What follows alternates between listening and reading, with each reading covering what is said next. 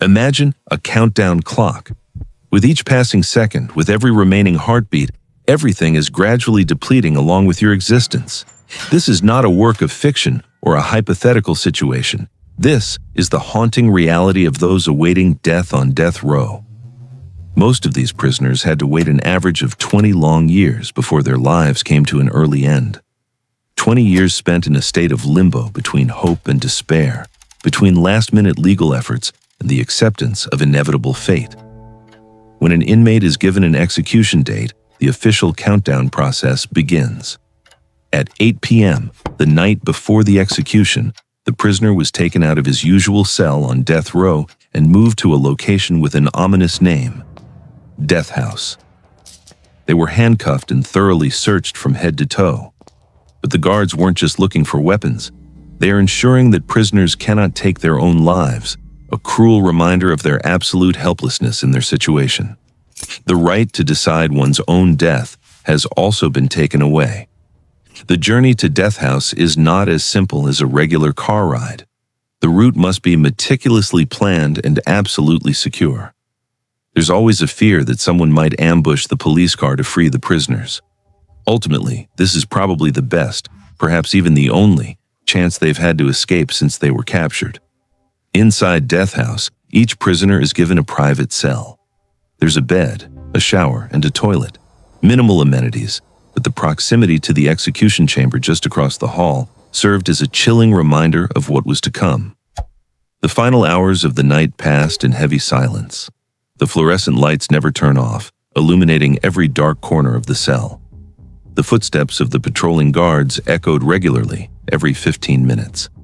For these prisoners, trying to catch a wink on the last night of their lives was probably the most difficult part. Can you imagine? Some are haunted by the memories of the crimes they committed, the faces of the victims constantly resurfacing. Others were paralyzed by extreme fear, and some simply used the time to reflect on the past, on the wrong decisions that brought them to this place. As dawn broke on the final day, most prisoners were awakened by a sudden call at 4:30 a.m. Waking up early like this is to allow enough time for any last-minute legal efforts to prevent the execution. From this point on, they can spend time with the people they care about, family, loved ones. But it wasn't a normal meeting. They were separated by a thick pane of glass, the final hugs impossible, only hands pressed against the cold glass. Choked sobs, belated apologies, and words that had never been spoken in the past 20 years now flooded back like a torrent of emotions. They also have the opportunity to seek spiritual comfort from the priest. The cell also has a table, and some prisoners use it to write their final thoughts. They were also allowed to make a few final phone calls, write down phone numbers, and have the guards dial for them. There's a story about Joseph Mitchell Parsons, a notorious serial killer whose violent crime spree spanned Utah, Nevada, and California. In his final hours, he spent time playing cards and sharing ice cream with his brother and cousin. He also called his mother and sister, and even asked for mangoes out of all the possible choices. When the clock hands reached 8 a.m., Death House officially entered a state of complete lockdown. From this moment on, prisoners will only be allowed to interact with the priest and the guards. Family is no longer allowed to visit. The meetings have concluded, and now the prisoner must face his final hours in almost complete isolation. Priests who have served in the Death House often share that these prisoners rarely show remorse for their crimes. Instead, they confessed their deepest fear of death, of that final moment when consciousness remains but the body has begun to shut down. Some fill the silence by writing letters, shaky lines sent to people they don't dare to face directly. Others talked about their lives, trying to find meaning in the years that had passed, and some simply sing songs from their childhood, as if music can transport them back to a time before everything fell apart. Meanwhile, another important task is being carried out outside the cell. The equipment in the execution room must be meticulously checked. Everything had to work perfectly, from the straps on the cot to the telephone line connected directly to the governor's office in case of a last-minute pardon. If the chosen method is the electric chair, all of its components are also thoroughly inspected. There's no room for error. A malfunctioning device can turn the execution process into a prolonged torture, a painful death that no one wants to witness. At exactly 10:30 a.m., it's lunchtime. It might sound strange to call this meal lunch, but remember that the prisoners have been awake for 6 hours already. However, don't be mistaken. This is not the famous Last Supper. That will come later. This meal is simply the usual prison fare, bland and tasteless. Many prisoners couldn't eat anything at all. Their stomachs were clenched with anxiety, their throats dry, and every bite felt like pebbles in their mouths. The food sat untouched in the tray, cold and unappetizing. Around 3 p.m., if the instrument of death chosen for the day is the electric chair, there's one more step in the process, shaving the head. You might be wondering why. It's all about conductivity. A bald head without hair ensures that electricity can pass unhindered through the prisoner's body. The electric chair has a long history dating back to 1890, when William Kemmler became the first person executed by this method in New York. What was advertised as a humane and painless death turned out to be a horrific experiment. Kemmler was electrocuted twice for a total of 8 minutes before finally dying. The smell of burnt meat spread throughout the room.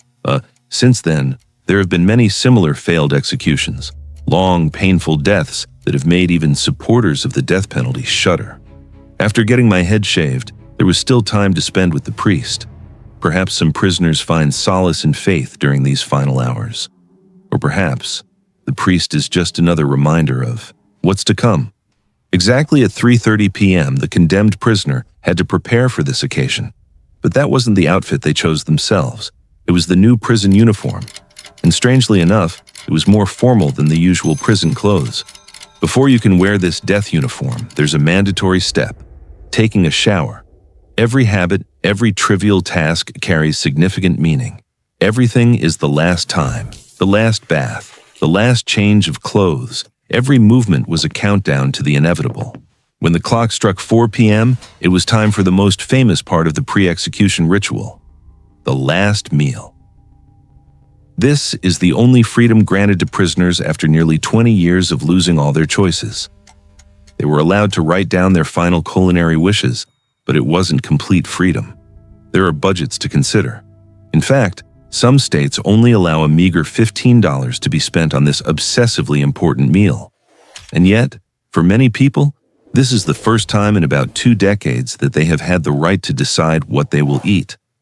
Psychologists studying the behavior of death row inmates have found something interesting. Many people choose dishes from their childhood, flavors associated with memories of family, and a time when their lives were still intact. It was the final attempt to return to a safer time before things became dark and wrong. Over the years, there have been some rather unusual requests.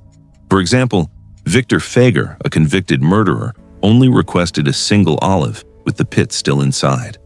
He carried with him the mystical belief that an olive tree would grow from his grave as a symbol of the salvation he never found in life. Then there was John Wayne Gacy, the terrifying clown killer, who chose a feast of 12 fried shrimp, an entire bucket of KFC fried chicken, French fries, and strawberries.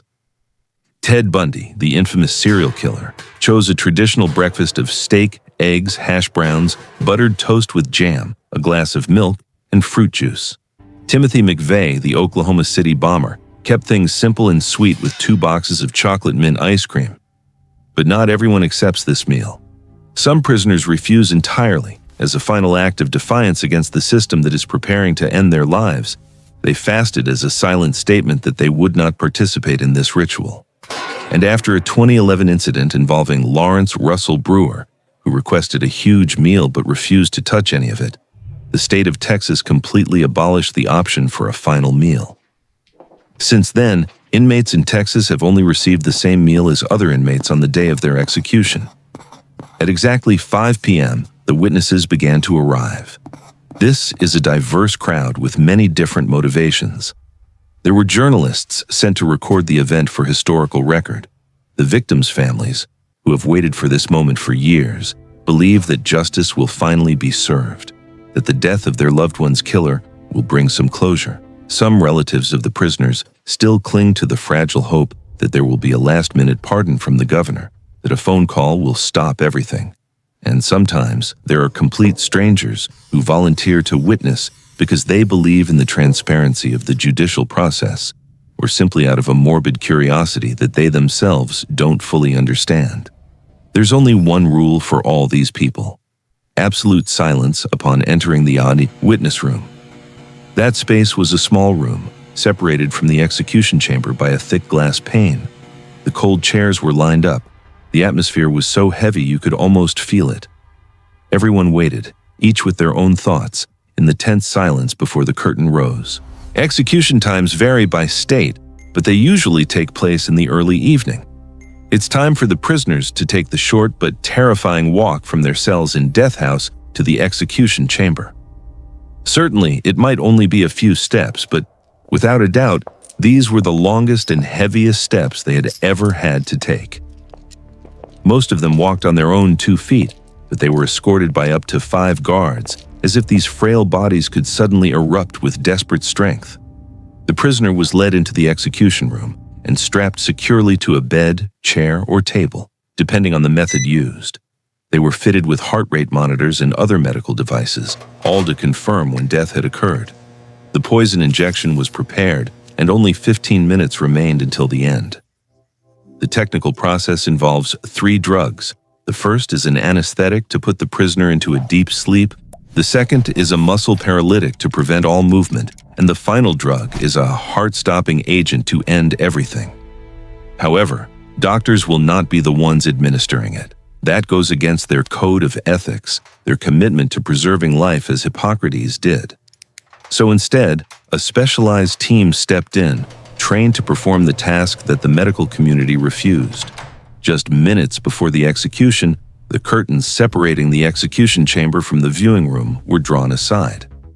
The prisoner was given the opportunity to say their final words. But some states impose strict time limits, while others don't allow any speaking at all. Kentucky granted 2 precious minutes, while in Pennsylvania only a written statement was allowed. Some prisoners used this time to apologize to the victims' families. Others claim their innocence until their last breath. And there are those who choose complete silence, refusing to participate in this final act. Then came the moment everyone had been waiting for, fearing. The priest placed his hand on the prisoner's shoulder, a final gesture of comfort. The executioner then initiates the death process by pressing a button or pulling a lever, depending on the method. And everyone in the room watched, staring at the heart rate monitor until it became a flat line. The time from injection to death is usually 7 to 11 minutes. But there have been cases lasting longer than 2 hours when the drugs didn't work as expected, leaving the prisoner lying there in silent agony that no one could stop. Then came the consequences. The lifeless body of the prisoner was removed from the execution chamber and taken to the morgue, where an autopsy was performed to confirm the cause of death. The body was then given to the prisoner's family or friends for burial or cremation if they chose to claim it. If no one comes forward to claim the body, it will be buried in an unmarked grave or donated for medical research. As of November 2025, there are still over 2,200 people on death row in the United States. In 2023, 15 people were executed, all by lethal injection. The death penalty remains a legal option in 27 states, but it is not the only one. Some states still use the electric chair, gas chambers, gallows, or even firing squads. Each method comes with its own risks, mistakes leading to failed executions, equipment malfunctions, and prolonged suffering. The 2014 cases of Clayton Lockett in Oklahoma and Joseph Wood in Arizona are 2 horrific examples where executions lasted over an hour with clear signs of pain, sparking intense debate about the humanity and ethics of the death penalty. Now, imagine you're in their situation. Who would you want to share your final moments with?